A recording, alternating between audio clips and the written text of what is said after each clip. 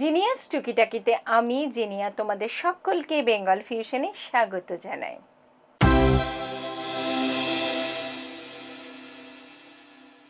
ছোট্ট সমস্যার ছোট্ট সমাধান। আজকে আমার বিষয় হলো যে কোনো ভাজাভুজি একটু মুচমুচে একটু ক্রিপসি করতে গেলে কী এমন পদ্ধতি অবলম্বন করবে যাতে সেটা আরও বেশি সুস্বাদু হয়।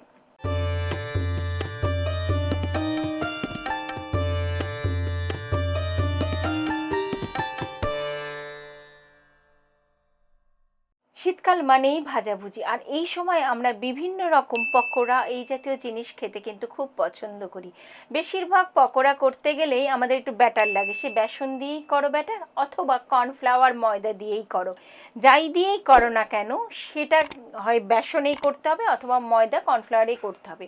তাহলে অনেক সময় দেখা যায় যে এইটা করার পরও ঠিকমতো মুচমুচে হচ্ছে না, আর মুচমুচে যদিও বা হলো তার স্বাদটা যেন ঠিকমতো খুলছে না। তাহলে কি করব?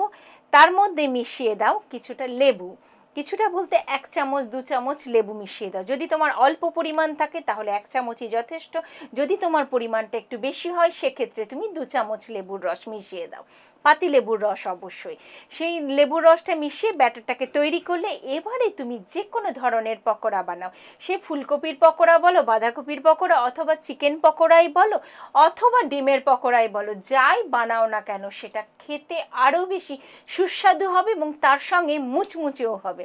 তোমরা করে দেখো এবং খেয়ে দেখো, তারপরে আমাকে জানাবে কেমন লাগলো। এই টুকিটাকিটা জানাতে ভুল করো না। অবশ্যই একটা লাইক দিও, তোমাদের মতামত জানিও, আর পারলে এটাকে শেয়ার করো।